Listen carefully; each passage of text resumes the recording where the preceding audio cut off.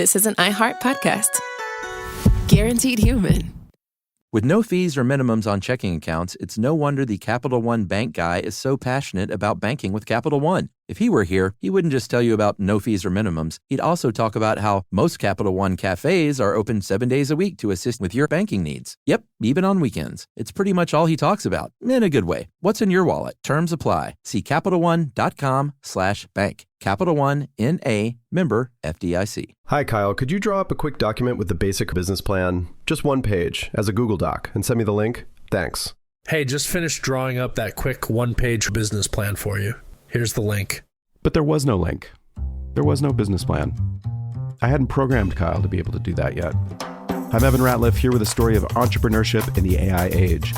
Listen as I attempt to build a real startup run by fake people. Check out the second season of my podcast, Shell Game, on the iHeartRadio app or wherever you get your podcasts. Welcome to Stuff You Should Know from HowStuffWorks.com.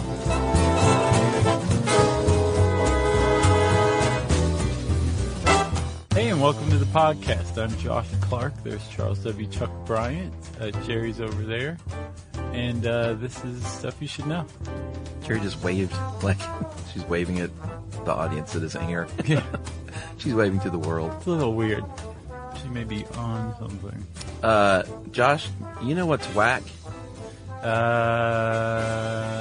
The Zack attack from Saved by the Bell. I don't even know what that is. You don't know what Saved by the Bell is? What's wrong with you? No, I know that. I know what that show is, but I never heard of the Zack attack. It's just Zack being Zack. Oh, gotcha. That is whack. Yeah. Well, never mind. I thought crack was whack, but the Zack attack is truly whack. No, I disagree. I was going to say, no, it's not right, because that's actually a pretty good show, but okay. Yes, crack is whack. Listen to us. We're like Eminem up in here. We're what? We're like Eminem up in here. Yeah, I guess so. Refer to our hip-hop episode now. Go people. ahead. No, I'm just saying, people, if they're confused about why we sound so stilted and square, Yeah. just go listen to hip-hop, and that explains everything. People like that one, surprisingly. Yeah, it's a good one. Man, we got a good email from or a Facebook post from a graffiti artist. Oh, yeah? Yeah, good stuff. Nice. I can't remember his tag, but it was, like, really nice. Like he was complimenting us, or he was just saying, hey? No, he's like, hey, I'm a graffiti artist, and here's my work. Nice. And I was very impressed. And he is not on crack. No, because he's not whack, right? Exactly. So, Chuck, I have a little intro. Great. Just if you'll bear with me. The year was 1985. Okay, I was 14. Okay. What is it? It's 1 year PBG. Yeah, very early on. Cocaine, which is a drug that had been sweeping the nation for about 10 years by then. Yeah. Was up to $150 a gram. That's thanks to the demand and the available income of its well-heeled yuppie users who were willing to spend that kind of money on it. Sure. It was very much an expensive, white, upwardly mobile person's drug. Yeah. Cocaine was. Sure. Wall Street. Yeah. And there were, at the time, articles that kind of said, cocaine's probably not that addictive. We shouldn't worry that much about cocaine. Yeah, early on. Cocaine's not a very big deal. Yeah. It was mostly, like I said, a white drug. That same year, 1985, a new drug hit the scene. It was cheap, $5 to $10 a pop. Yeah. It gave you a very quick, very intense high. Yeah, short-lived. And it swept through lower income African-American areas of the United States. And all of a sudden, we had a problem. An epidemic. Yes. Yeah, because it was cocaine in a different form. Yeah, the country went crazy for it. And not only was it cocaine in a different form, it was cocaine being used by a different demographic. Yeah. That, as we'll see, America has always been threatened by and always made legislation to dampen drug use among.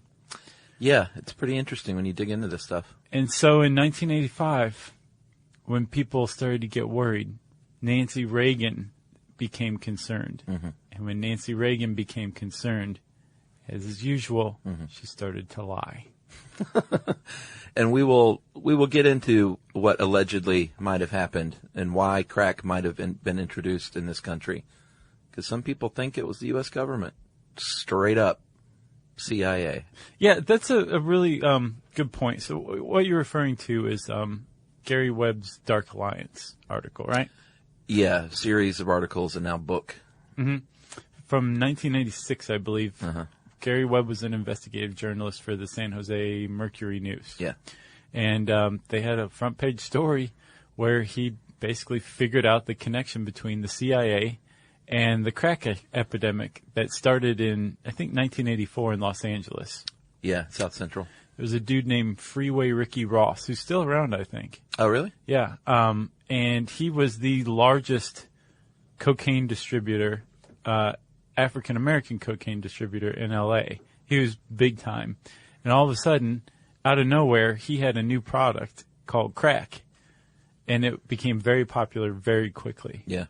And Gary Webb in 1996 traced the origin of this epidemic back to, through Ricky Ross, back to some Nicaraguan freedom-fighting guerrillas that were backed and trained and possibly commanded by the CIA. Are we getting into this? Should we just go ahead and dive in? Let's just dive in. Do you want to? Yeah, why not? Okay. All right, here's the deal in Nicaragua, a Central American country. In the 1930s, a man named Anastasio Somoza took power. And then about 40 years later, in 1979, the people revolted, overthrew him, and they were called the Sandinistas. Yes, so, the whole Contra-Sandinista war in Nicaragua that raged in the 70s and 80s? That's what we're talking about. Yes. And the Sandinistas were communist, and that didn't fly so well with the U.S., who had long cherished Nicaragua for their farmland and liked to have a toe in their pond, so to speak. Oh, yeah. And so communism there didn't fly, and so they said, you know what, I think maybe we should fund the Contras, maybe give them a little bit of financial assistance. Yeah, and the Contras weren't just one group. That was like an umbrella term for any democratic or anti-communist group that was trying to paramilitarily overthrow the socialist leadership in Nicaragua. That's right. So we decided to help fund their civil war, and the problem was, though, there wasn't a lot of dough like that we could say, like, hey, let's use this money to do this. Yeah, because it was a secret war. There was no congressional approval. It was a proxy war with the Soviet Union at the time. So some allege that this is when the Reagan administration and the CIA got together to literally introduce cocaine dealers and cocaine to South Central and crack cocaine to spread throughout the ghettos to raise money and use that money to fund the Contras.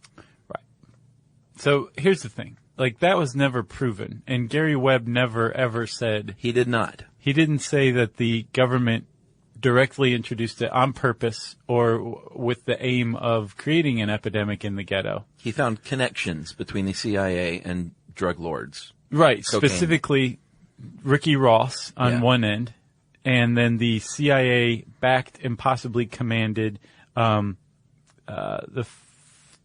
Nicaraguan Democratic Force. Yes. This Contra force. Yeah. So their business, their group was funded entirely from cocaine sales and trafficking. And that all went to this guy, Ricky Ross.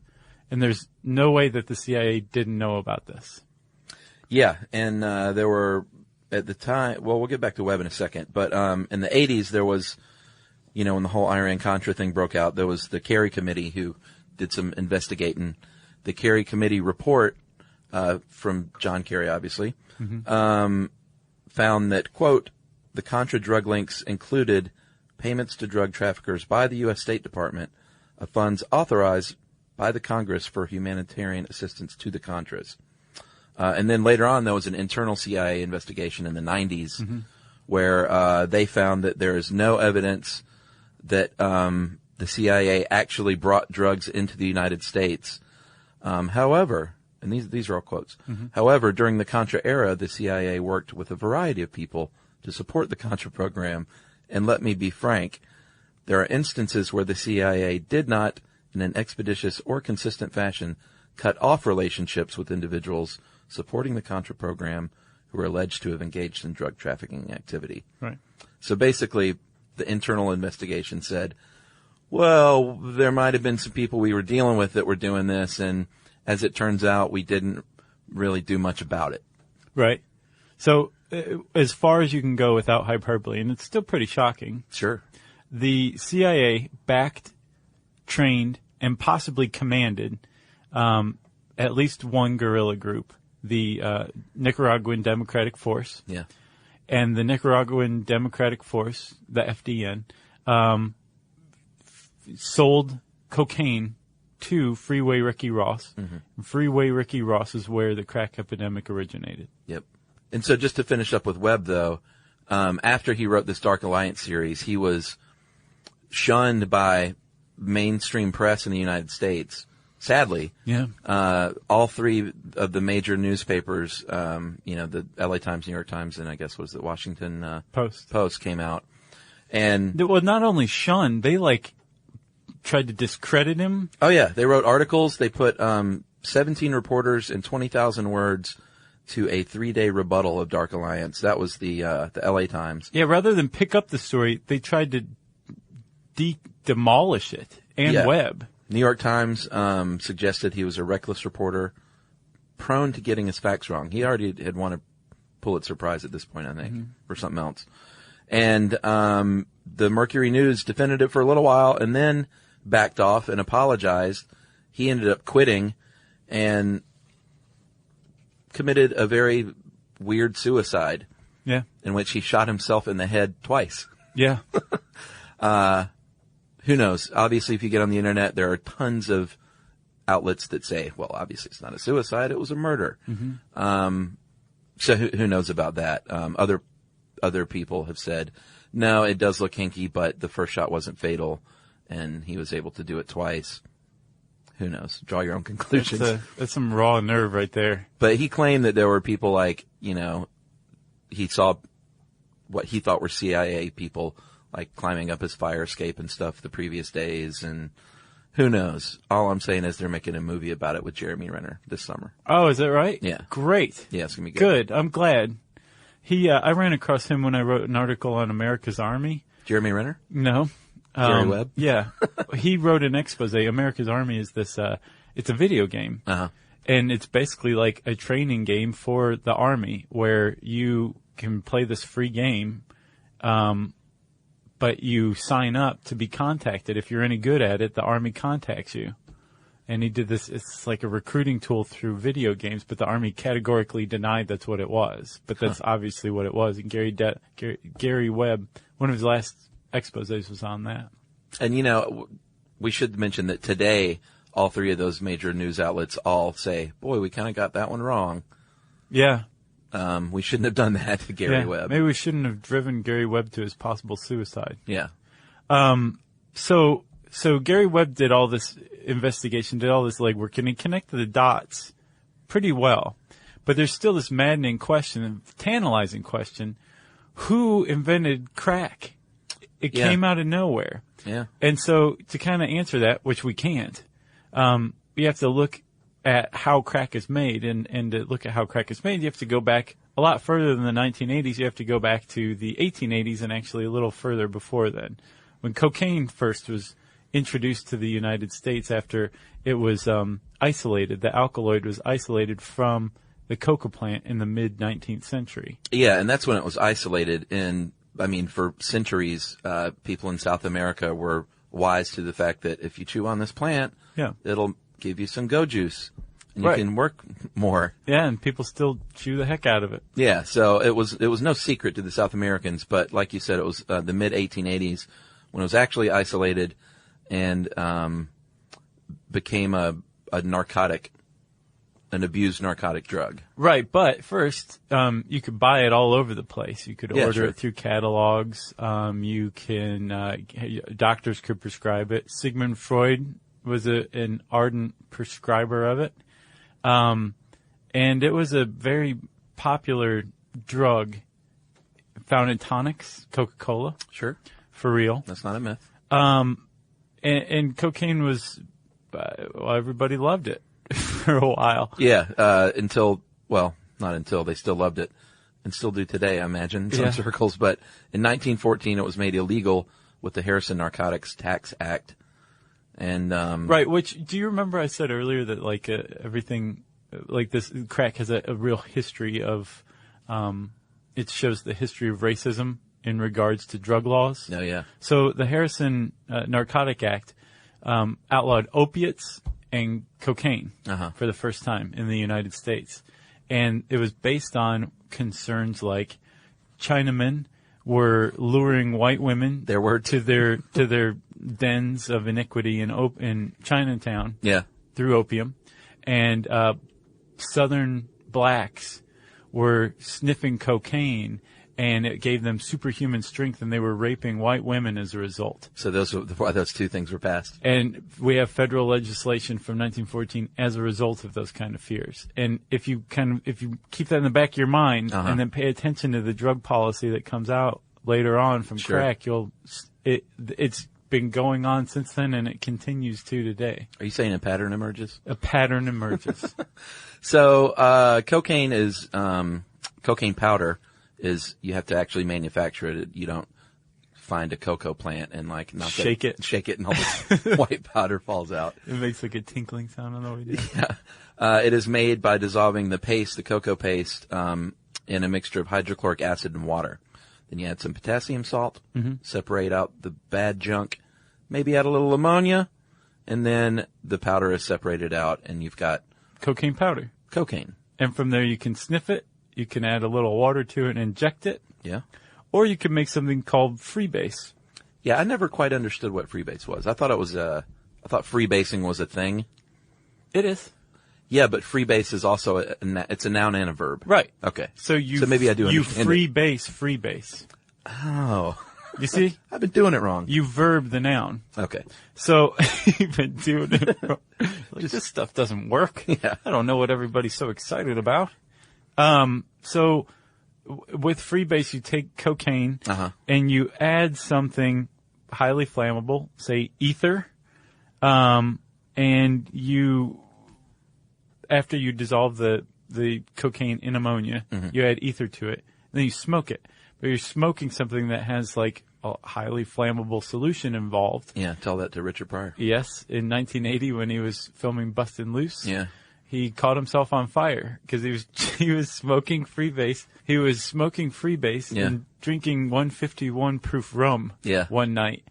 And I think he was doing it in his garage too, so it was unventilated, and he caught fire. Yeah, but you know what? There's also reports that he set himself on fire on purpose. Oh, really? That he poured the stuff all over his head and lit a match. Oh, he went a little cuckoo? Self-immolation. I think that may be the right story now. Huh. I just saw a documentary on him, and I think that's what they say. I'm so glad you just corrected me mid-podcast. Do you know how many emails you prevented this from? I mean, that was the long story is that he freebased, and I think he even came out later and said, I was freebasing, but I also purposely set myself on fire in the ravages of a freebasing binge. Gotcha. Okay.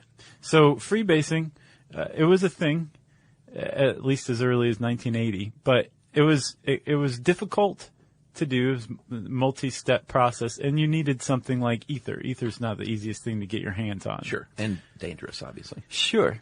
But there was a way to smoke cocaine, and freebase was the way to do it, but that never really got a big foothold in any demographic in the country. It was just kind of a thing that some people, like Richard Pryor, did. Right. Looking for a more intense high, I guess. Then, all of a sudden, mysteriously, out of nowhere, there is crack cocaine.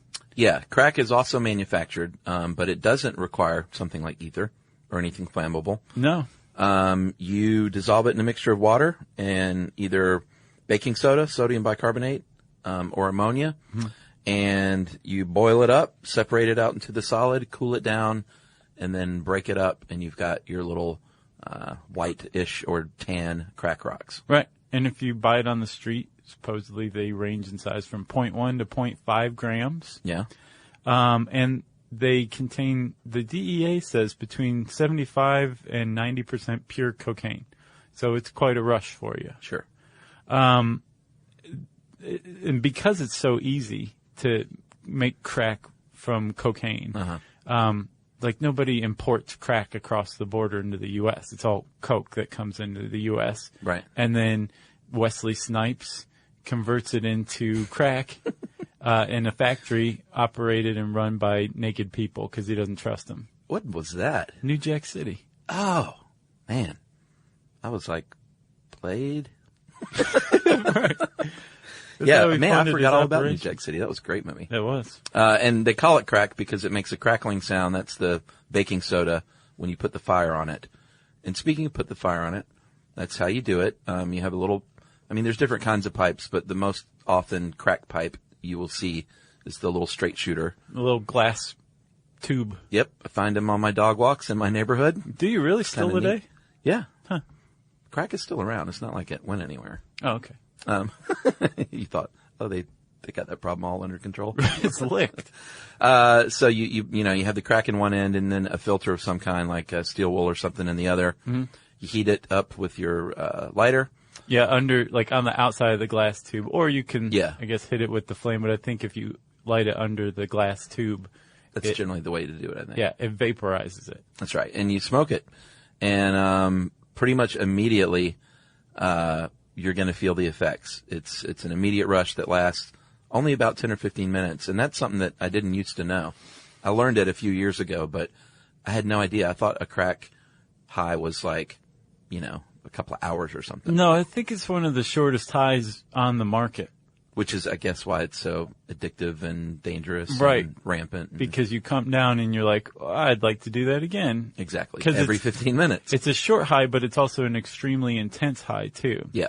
So, the its addictiveness or potential for addictiveness is really high. Yeah. And so I know this article summarized very nicely for you exactly how it reacts with the brain. Mm-hmm.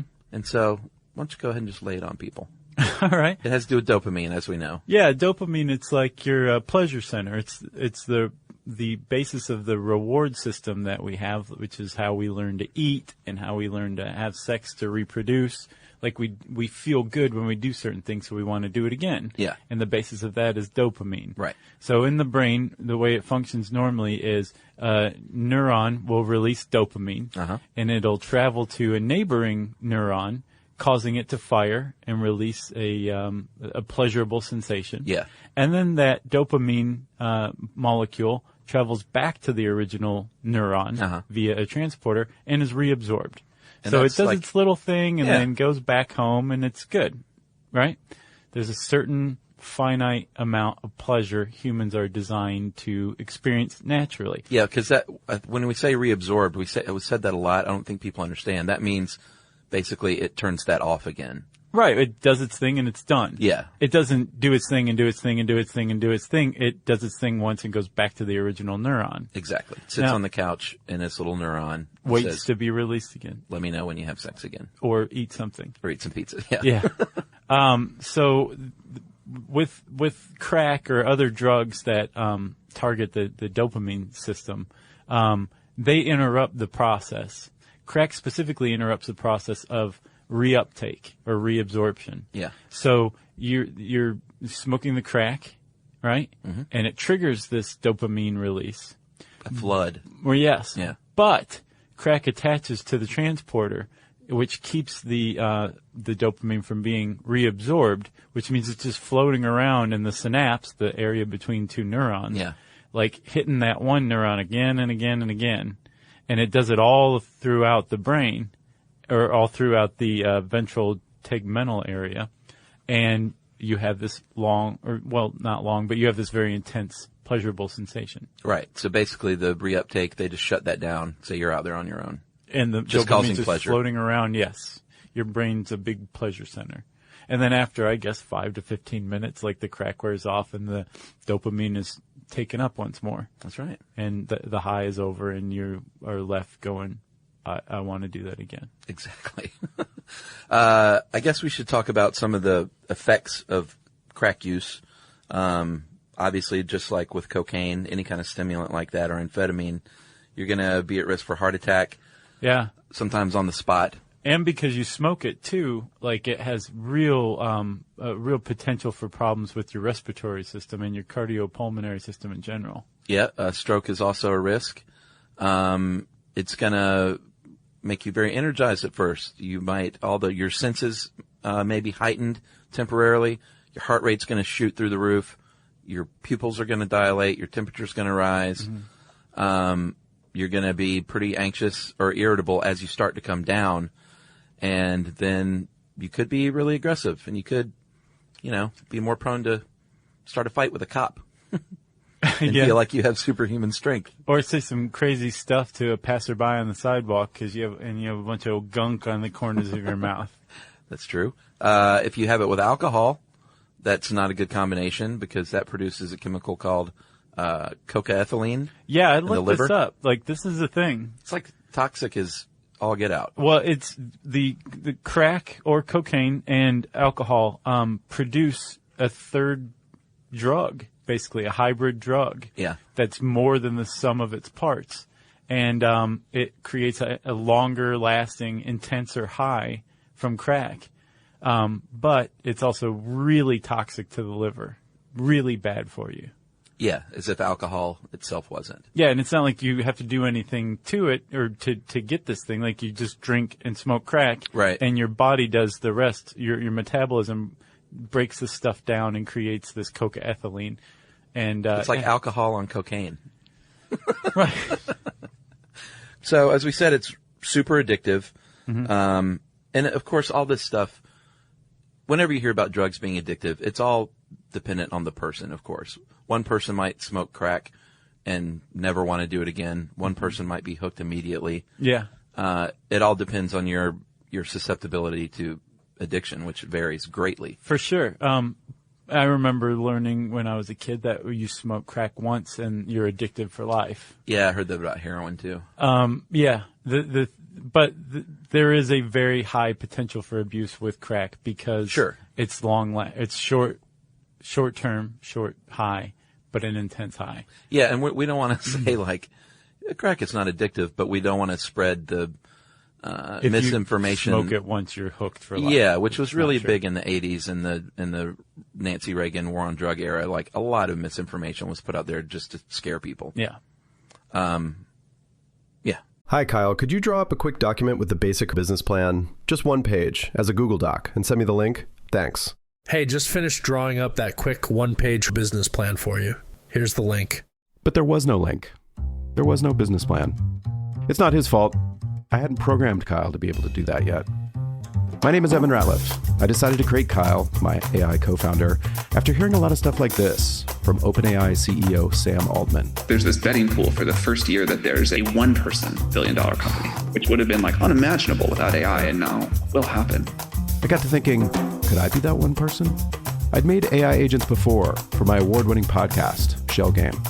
This season on Shell Game, I'm trying to build a real company with a real product run by fake people. Oh, hey, Evan. Good to have you join us. I found some really interesting data on adoption rates for AI agents in small to medium businesses. Listen to Shell Game on the iHeartRadio app or wherever you get your podcasts. Hi, I'm Danny Shapiro, host of the hit podcast Family Secrets. We were in the car, like a Rolling Stone came on, and he said, "There's a line in there about your mother." And I said, "What?"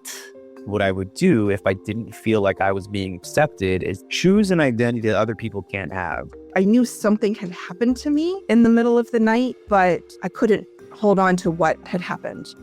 These are just a few of the moving and important stories I'll be holding space for on my upcoming 13th season of Family Secrets.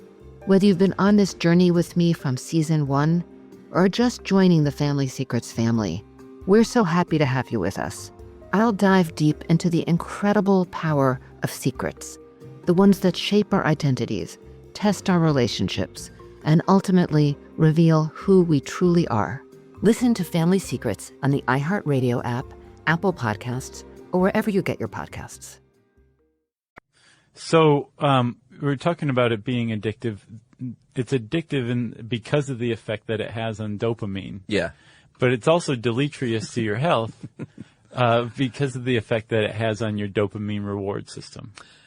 Well, yeah, because, and I know we've covered this in other drugs, if you do enough drugs like this, it rewires your brain to the point where it just isn't working the same any longer. Yeah, and your you brain actually need it. Your brain has like some sort of sensor in there that's like, okay, there's way too much dopamine going on. This person should not be feeling this much pleasure. So I'm going to just stop producing as much dopamine naturally. Yeah, it doesn't need it. I'm going to destroy the dopamine that's floating around in the synapses. I'm going to reduce the level so that when you stop smoking crack, the letdown is way worse. Yeah. Because you don't have as much natural dopamine as you did before you started smoking crack. And so your craving, your desire for crack to get back up is much more intense, much higher. Yeah, and here's the thing with crack, which is a little weird. Many times you need to smoke more and more of it because of what you were just talking about, because you need to get that high. Mm-hmm. But sometimes it'll actually make you more sensitive to it. And you will get super high off crack, even as an addict, super quick. And you could super die instantly. Yeah. Which I'm not sure if they've reconciled how it can do both of those things depending on who you are. Well, I think it's the same thing. It's like, some people get addicted to it immediately and other people take longer. No, but I'm just talking about how it affects you. But I guess it's the same with alcohol, because some hardcore alcoholics take a long time to get drunk and some get drunk like really quickly. Right, yeah. So I guess it's the same deal. I guess it'd probably have to do with metabolism. A person's metabolism, right? I guess so. So, once you are fully addicted, if you stop smoking crack, which, by the way, I think I speak for Chuck too when I say we highly recommend it if you smoke crack to stop smoking crack. Yeah, and if you haven't started yet, then just keep that up. Yes, do not start smoking crack. No reason to. If you listen to this podcast after you became addicted to crack, if you withdraw from crack, you're going to experience a pretty big come down in general. Yeah, severe depression, anxiety, cravings. You're going to be not fun to be around. You're going to be really irritable and anxious. Yeah. And exhausted, yet agitated all at the same time. Yeah, the good news is that your brain will eventually restructure itself to return its dopamine levels back to normal or somewhere near normal. Yeah. So you won't be depressed or withdrawn or anxious or irritable for the rest of your life. It's just while you're undergoing withdrawals, that's what it's going to be like. And it won't be pretty. It won't be pretty. No, and there's no medication designed to specifically treat crack. And most therapies are pretty standard rehab therapy, like cognitive behavioral therapy, which teaches you how to basically go through life resisting the temptation of smoking crack. Right. How to disassociate maybe triggers, or like places you go. Yeah, just from that lifestyle. Yeah, just to decouple your mentality from being addicted. It's just standard rehab treatment. Pretty much. And we covered that extensively in addiction. And there's another type of treatment that I hadn't heard of called contingency management. Had you heard of that? No, I hadn't actually. It's apparently fairly popular for crack treatment. Well, what is it? Well, basically it's you are rewarded for not smoking crack, which I'm sure goes over really well with Republicans. Where's my reward? Exactly. I haven't smoked crack ever. Well, you haven't been addicted. You have to be addicted first. So you're given a voucher or something. You make it 30 days, you get a free movie ticket or something, or you're given stuff to incentivize. Yeah, incentivize not doing crack, and I'm sure stuff that is healthy, good for you, distracts you from thinking about crack, that kind of thing. I hadn't heard of that before this article. Give someone a movie ticket. You did good today by not smoking crack. Here's a movie ticket. Right. I always like the street terms. We should go over those real quick, because 90% of street terms, I think, are probably just made up by the media. Yeah. I always feel like they probably just call it crack or rock. Right. Or they call it Bossa or French fries or real tops or glow. Glow. That's wasn't that the drug in Strangers with Candy? Was it glow? That Jerry rubbed on her gums, and they call it glow? Probably. That was great. Roxanne, that's my favorite. Yeah. Hotcakes. CDs. Where is that? Candy sugar. Yam. Jelly beans. I guess that kind of makes sense. Jelly beans and French fries make sense. French fries does? Yeah, because, I mean, doesn't it look kind of like little pieces of French fries? Yeah. It makes more sense than Bossa. Well, or Real Tops. Or, here's one. There's no way that anyone in the history of humanity has ever called crack this. Electric Kool-Aid. Yeah. They got the wrong drug there. Yeah, that would be acid from the famous book. Like, what is that? I don't know. I think those are newspaper writers who've never been on the streets. The kids today are on the electric Kool-Aid. So one thing that we talked about crack is the weird sentencing laws dating back to 1914. And up until 2010, when we passed the Fair Sentencing Act, if you were caught with 1 gram of crack cocaine, you would get as much time as someone caught with 100 grams of cocaine powder. Yes, and let's go back over this. In 1985, a gram of cocaine, powdered cocaine, cost $100, $150, and it was extraordinarily favored predominantly by white people. Yes. Crack comes along, 1985, $5 to $10, cheap, intense high, and it becomes favored by African Americans, statistically speaking. Yeah, so some might allege that the U.S. government actually had a hand in introducing crack to the ghettos and then made stiffer sentencing once people were addicted to crack to put, and I'm not saying crack users are like awesome people and people should do this, but it's a nonviolent crime and they were being put in prison for the same amount of time as white counterparts who maybe raped and murdered people. 100 to 1 ratio. 100 you had to to get 1. caught with 100 times the powdered cocaine to get the same sentence as somebody caught with 100th of that amount of crack. That's right. But and it's not like that anymore. Hold on. There was one other thing, too. There were mandatory minimum sentences that were extraordinarily harsh. Just getting caught 5 years with a little bit of crack on you, any amount of crack, I believe, you got 5 years automatically. Yeah. 5 years. That was the mandatory minimum for possession. 5 years in prison. Yeah. For nothing else. Like, you could just be walking down the street and get caught with crack and never have committed another crime in your entire life. Yeah. And you would get 5 years in prison for that. And that was from the Anti-Drug Abuse Act of 1986, which screams Nancy Reagan. Yeah.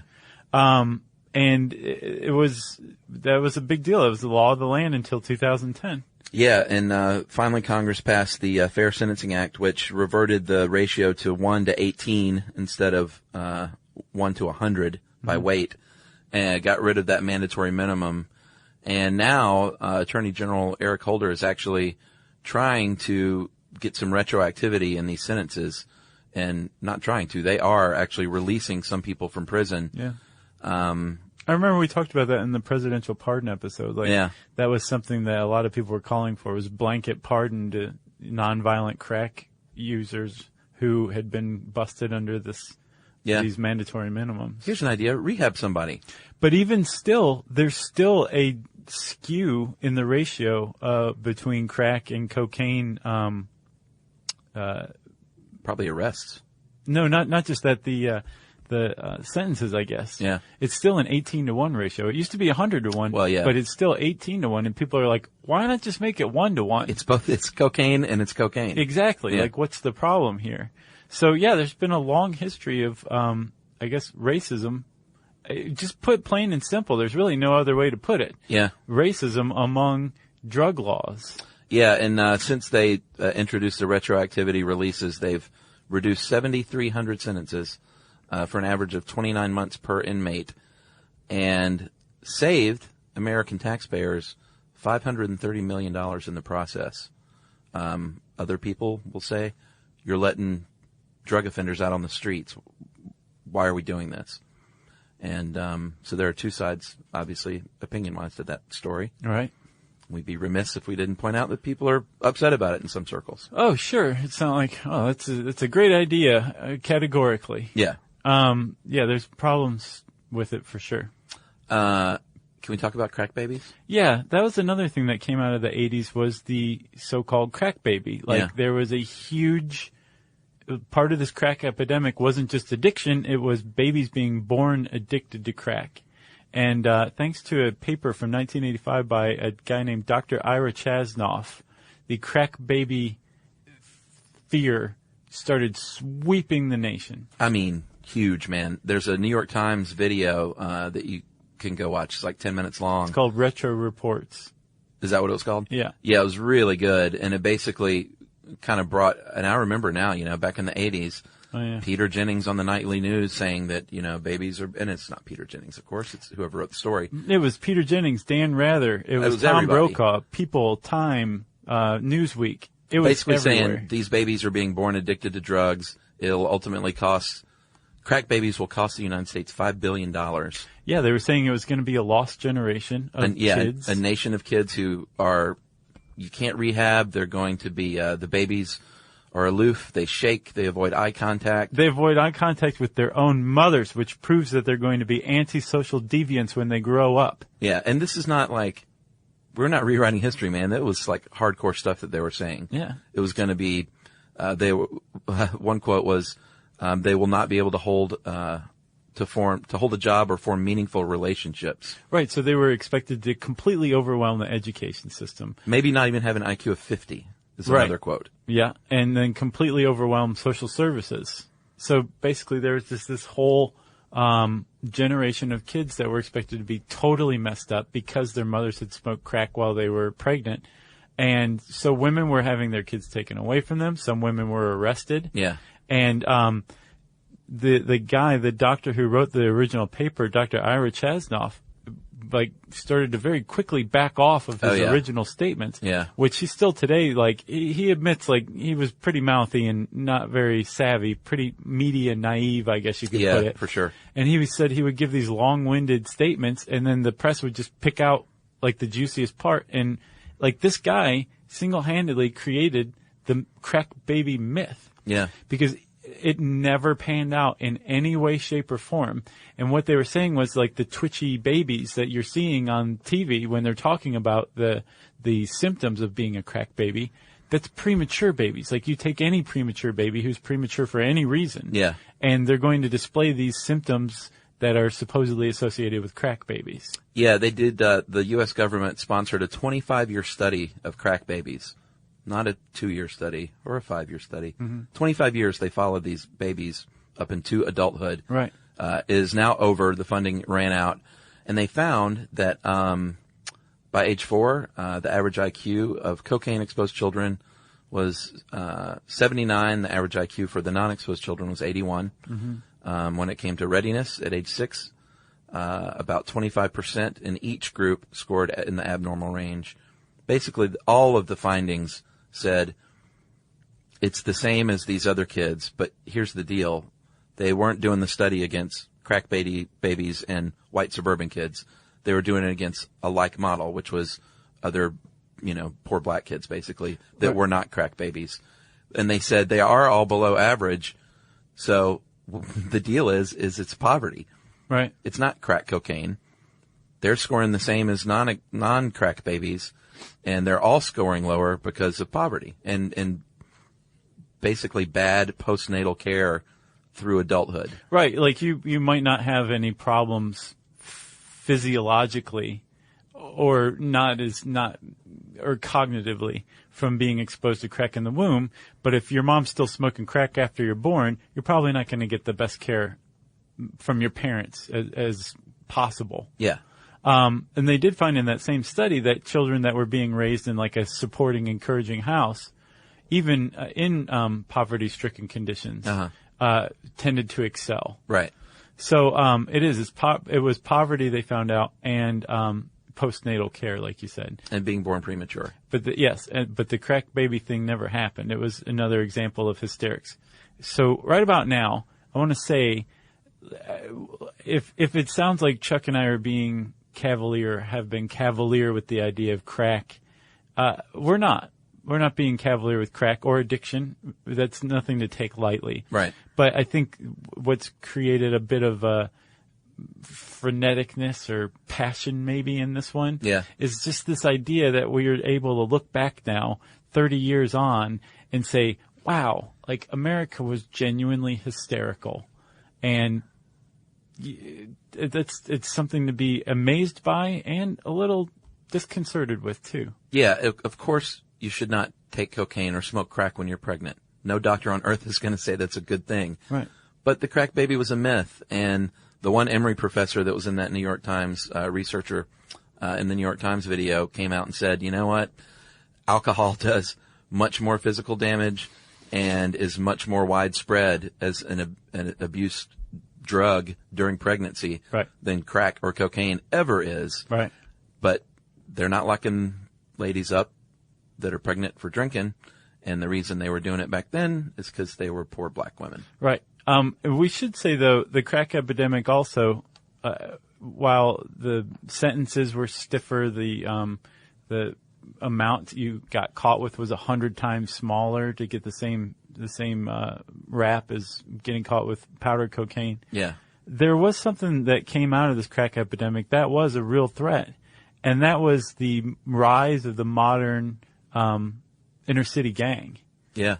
At least as far as we know it, like Crips and Bloods and Folks and all those guys, they came out of this era. They were able to buy the guns that they bought and fight the turf wars that they fought because they had this incredibly addictive drug that they could sell and control pretty easily in their hands all of a sudden. Yeah.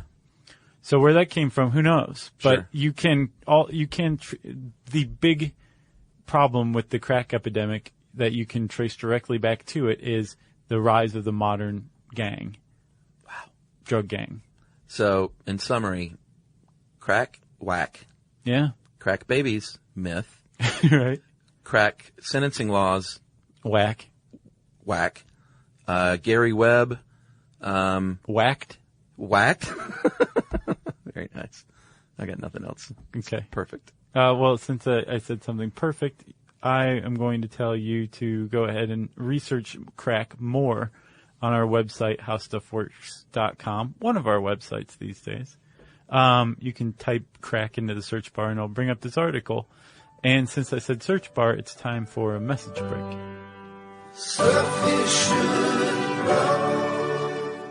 Hi, Kyle. Could you draw up a quick document with the basic business plan, just one page, as a Google Doc, and send me the link? Thanks. Hey, just finished drawing up that quick one-page business plan for you. Here's the link. But there was no link. There was no business plan. It's not his fault. I hadn't programmed Kyle to be able to do that yet. My name is Evan Ratliff. I decided to create Kyle, my AI co-founder, after hearing a lot of stuff like this from OpenAI CEO Sam Altman. There's this betting pool for the first year that there's a one-person billion-dollar company, which would have been like unimaginable without AI, and now will happen. I got to thinking, could I be that one person? I'd made AI agents before for my award-winning podcast, Shell Game. This season on Shell Game, I'm trying to build a real company with a real product run by fake people. Oh, hey, Evan. Good to have you join us. I found some really interesting data on adoption rates for AI agents in small to medium businesses. Listen to Shell Game on the iHeartRadio app or wherever you get your podcasts.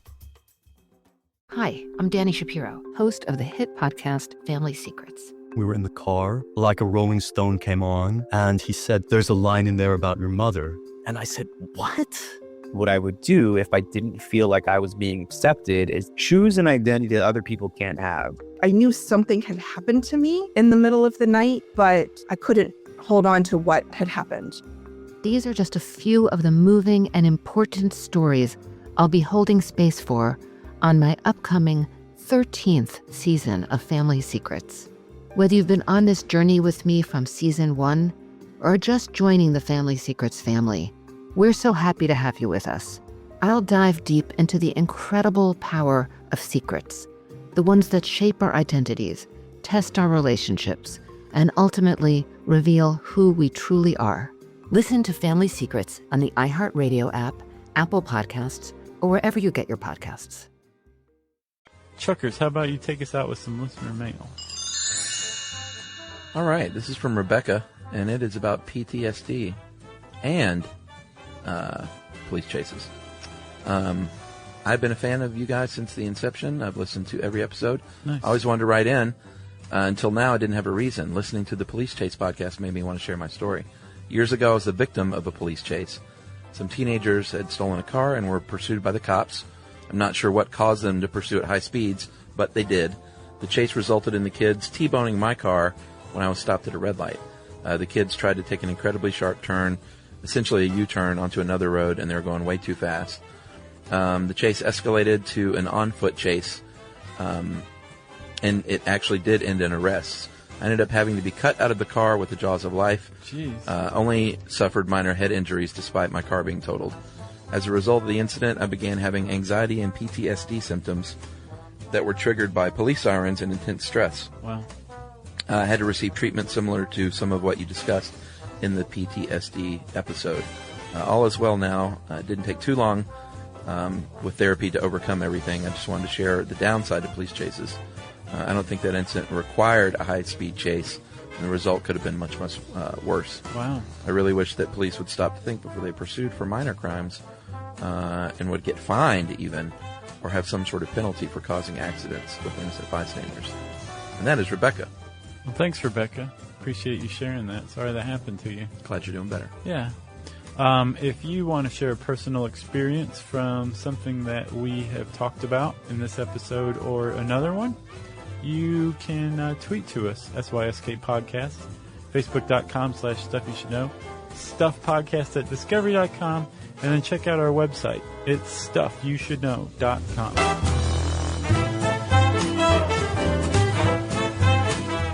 For more on this and thousands of other topics, visit HowStuffWorks.com.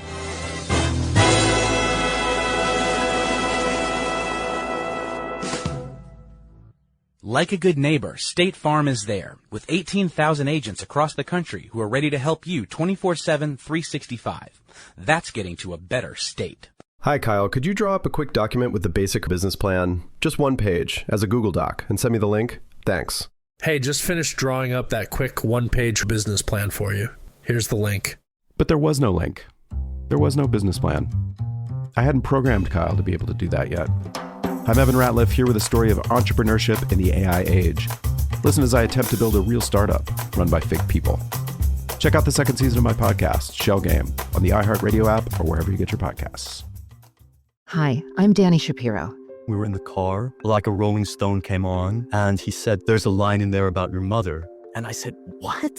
What I would do if I didn't feel like I was being accepted is choose an identity that other people can't have. I knew something had happened to me in the middle of the night, but I couldn't hold on to what had happened. These are just a few of the moving and important stories on my 13th season of Family Secrets. Listen to Family Secrets on the iHeartRadio app, Apple Podcasts, or wherever you get your podcasts. This is an iHeart podcast. Guaranteed Human.